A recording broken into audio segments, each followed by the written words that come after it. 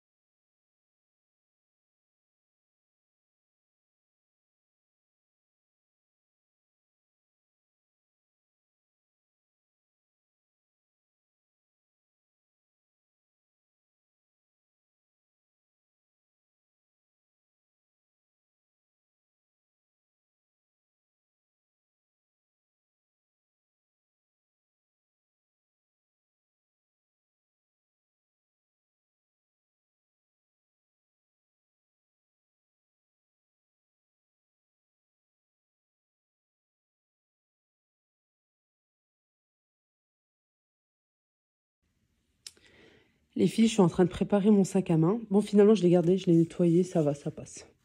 Il y a quelques défauts, mais bon, je l'ai gardé. Moi aussi, j'aime les sacs compartimentés, voilà. Et en fait, bah, comme il y a cette pochette ici, ça va. Mais j'avais besoin d'un grand sac comme ça, au moins, voilà, avoir 1 ou 2 grands sacs. Surtout pour les voyages. J'allais faire une grosse bêtise. Vraiment une grosse bêtise, j'allais prendre la pochette et hop, j'allais la mettre dans mon sac. Avec les passeports de tout le monde. Sauf que j'ai besoin que de 2. J'ai pas besoin de tout le monde. Voilà, l'erreur que j'allais faire. Il faut que je regarde c'est quoi. J'ai besoin que de 2 en fait. Déjà, je vérifie c'est qui. Voilà. Et pas pour dire, ouais, c'est bon. Subhanallah, c'est le mien. Mais normalement, voilà, je sais que et c'est monsieur. Mais je vais quand même revérifier en entier. Toujours avoir une pochette comme ça. Toujours avoir une pochette comme ça. J'avais de l'argent. J'avais de l'argent marocain. Impossible de trouver. Voilà. J'avais 200, 300 dirhams, 20, 30 euros. Impossible de trouver. Ça aussi, vous perdez. Il y a des attestations de remise passeport. Si vous perdez votre passeport, justement, vous allez au consulat. Vous allez au consulat et après, vous pourrez sortir du territoire. Marocain ou autre, quoi. Voilà, je vais quand même vérifier. Hop, petit sac comme ça. Non, j'arrive pas à trouver. J'avais déjà vérifié quand monsieur était parti. Non. Voilà, bref. On va une petite pochette comme ça, en plus grand même. Voilà, là, c'est bien pour 3, 4. Un petit peu en plus grand, parce que des fois, ça ne veut pas tout rentrer. Comme ça, voilà, vous pouvez mettre vos papiers. Et vous n'avez pas vos... Vous savez que cette petite sacoche, c'est uniquement pour les passeports. C'est très important. Moi, je l'avais pris à l'époque sur AliExpress. Mais ça date, hein, il y a longtemps. Vous l'avez de partout maintenant. Vous l'avez de partout. Allez, moi, je vais vérifier. Hop, dans le sac. Cette fois-ci, c'est bien vérifié. Au moins, je suis sûre. C'est bien les nôtres. Et encore, à vérifier juste avant de partir. Vous savez, les enfants, en deux, hein, même si vous vous dites, non, mais moi, mon gosse, il touche pas à mes affaires, machin. Vous savez pas. Mettre toujours en hauteur et vérifier juste avant de sortir de la maison. Voilà. Il y en a beaucoup qui arrivent là-bas. Zut, j'ai pas mon passeport. Et ben voilà. Et encore, des fois, l'aéroport, il est hyper loin. C'est bon, vous avez loupé votre avion. Bon, finalement, j'ai gardé cet ensemble. Voilà, ça ira très bien si c'est chaud. C'est bien chaud. Voilà. C'est très, très bien comme ça. C'est du rapide, hein. Pour une fois qu'on va au bled et que c'est du rapide. D'habitude, quand tu vas au bled, c'est pas du tout du rapide, mais pas du tout. Bon, j'ai laissé ce que je devais faire pour vite faire des biscuits. Voilà, c'est rapide à réaliser, Inch'Allah. Et pour cela, je vais faire une grande quantité. Pardon. Je vais faire une grande quantité. Je vous mets tout en barre de description. Oui. Allez, on va commencer. Allez, une petite pincée de sel. On peut la rajouter tout de suite. Deux même. Du beurre. On peut utiliser de la margarine, il n'y a pas de problème. Mais c'est vrai que c'est meilleur avec le beurre.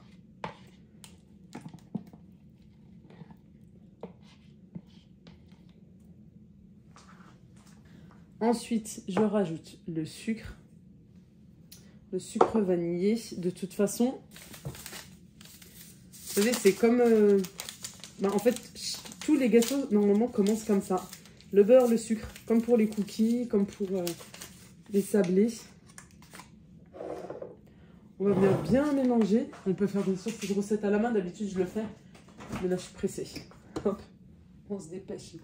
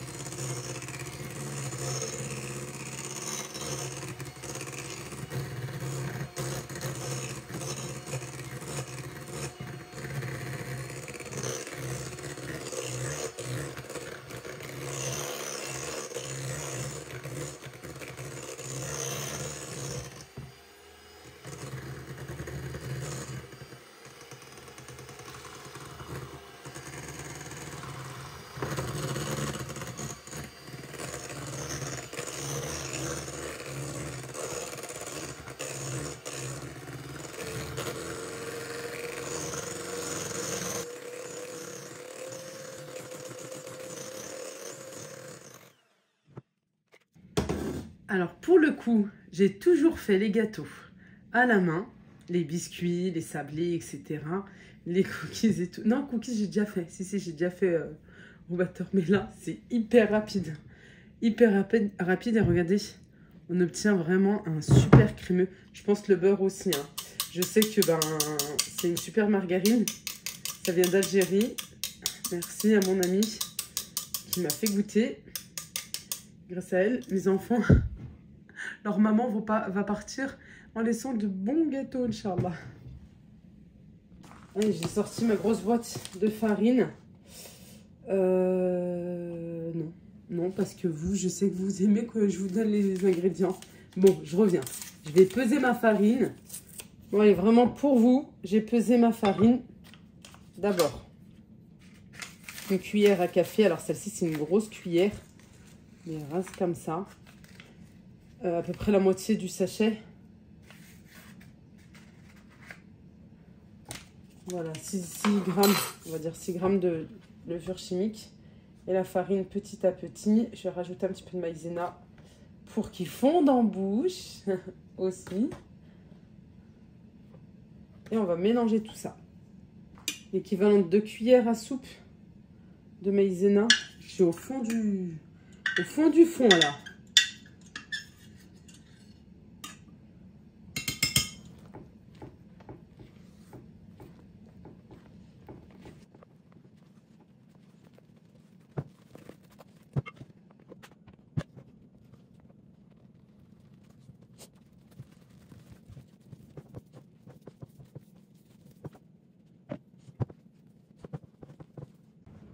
Bon, j'ai bien mélangé, on ne pétrit pas, juste on mélange parce que comme j'avais un moule, non pardon, un saladier assez profond, il y a beaucoup de, vous savez, le mélange crémeux qui est resté au fond et quand je mélangeais avec la farine, ça se mélangeait pas bien. Voilà, il faut bien mélanger, c'est vraiment très important, pour avoir une pâte bien homogène. Voilà, mais pas sans pétrissage, hein, c'est une pâte sablée. Ensuite, de taille plus petite. Hop, je vais commencer par les gâteaux les plus connus, je crois, au monde. Hop, en appuyant légèrement, parce que moi, je ne vais pas les coller, comme ceci, pour faire les riche bondes. Vous savez, les noix de coco. Voilà, je prends une partie. Quoi? On prend un petit peu. Le creux de la main, de chaque main. Et hop, j'aplatis légèrement en tournant.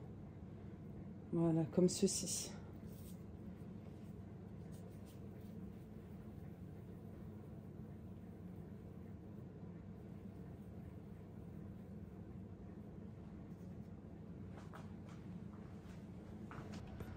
Voilà, j'ai une plaque qui est prête juste ici. Je vais pouvoir l'enfourner de suite à 180 degrés pendant à peu près 12 à 15 minutes. Dès que ça commence voilà, à colorer, on fait bien attention, on reste toujours à proximité de son four parce que la cuisson, ça peut aller assez vite. Alors voilà, j'ai divisé la pâte en 3, hein, grossièrement, mais on va dire approximatif. Ici, j'ai des pépites de chocolat. Je vais faire comme des cookies. On va mélanger.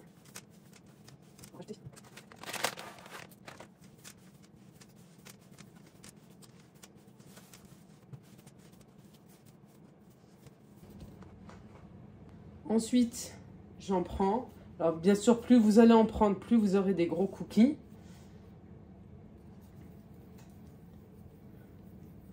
Je vais simplement former, forme du cookie, zut.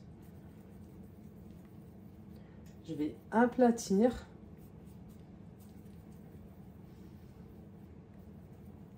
Je vais aplatir comme ceci. Pour pas avoir la forme des mains et pour changer un petit peu d'ordinaire. Hop. On va changer un petit peu comme ça. Et on peut rajouter, ou pas, comme vous voulez,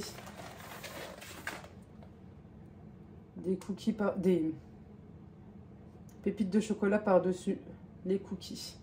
Voilà, il ne faut pas la déformer. Hop, faites-le directement sur votre plaque, hein. C'était juste pour vous montrer. Voilà, comme ceci.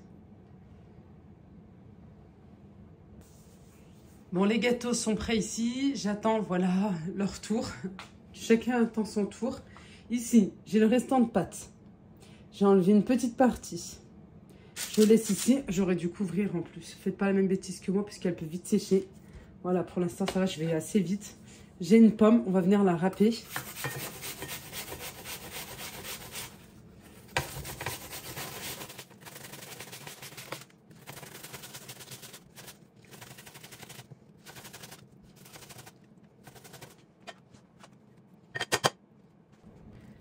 Voici la pomme râpée. Un peu de sucre. Le sucre de Aldi. Une pépite. Il est super fin. Hyper fin. Moi, j'aime bien quand c'est comme ça. Un petit peu de cannelle. Là, c'est vraiment un gâteau de saison. Recette de gâteau, entre guillemets, oriental. Je vais vous les décliner en 3. Riche blonde, noix de coco, des cookies et là, gâteau automnal. On mélange.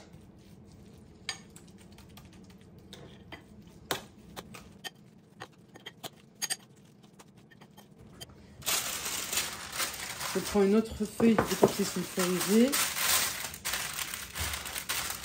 Je vais venir aplatir ma pâte.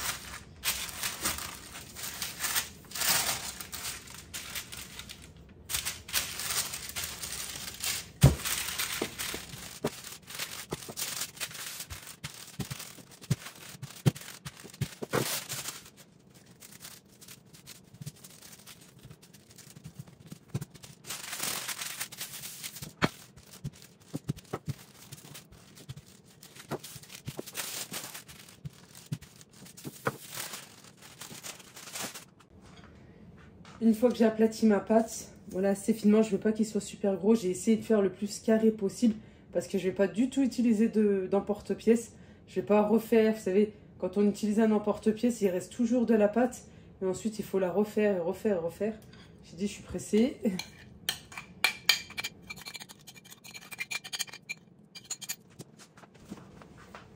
Là, j'ai versé la pomme. Je viens étaler sur toute la surface, vraiment de partout. J'essaie d'en mettre vraiment de partout. Je pensais qu'une pomme, ça allait me suffire. Moi, j'aime bien que ça soit bien garni. Je pense que je vais en rajouter une deuxième. Rapidos. Voilà, j'ai bien rajouté une pomme. J'ai fait exactement la même chose, le même mélange. Là, j'ai le reste de pâte. Je vais venir râper et en mettre de partout. Quoi, passer vraiment de partout.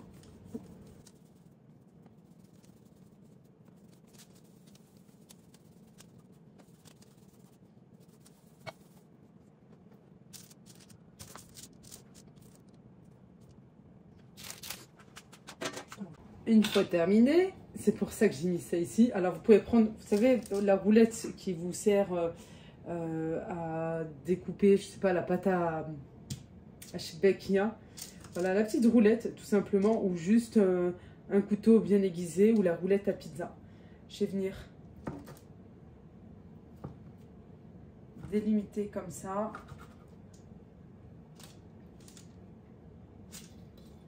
Et ensuite, je viens couper aussi de l'autre côté. Et ainsi de suite. Ça sera les gâteaux pour le café ou pour le thé.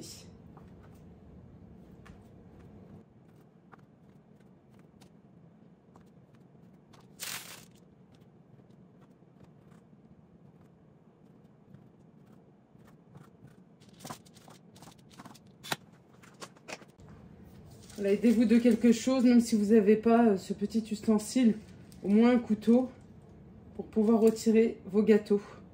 Voilà, petit à petit, vous les déposez sur votre plaque.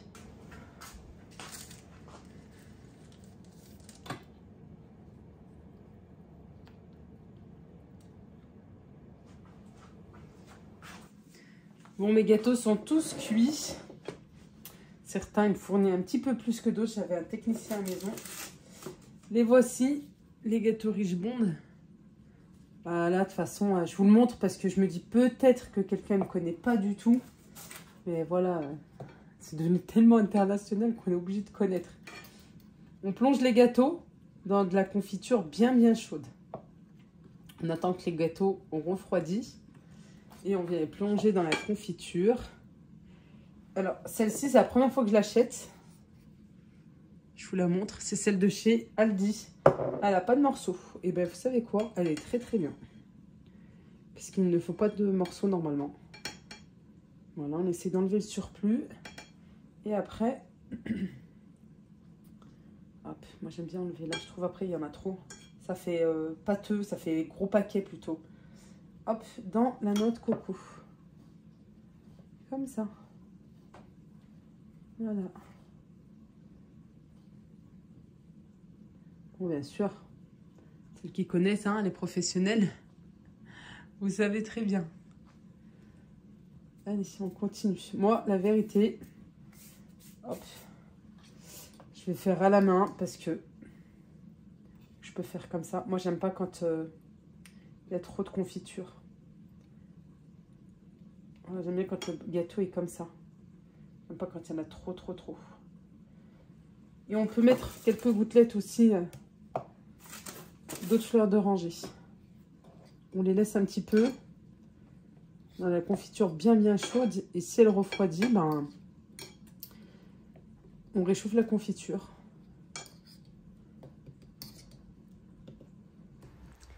Je saupoudre avec un petit peu de sucre glace les gâteaux à la pomme. Alors franchement, je vous dis, honnêtement, je vous invite à reproduire cette recette parce que vous avez une bonne quantité qui se conserve voilà, pas mal de temps.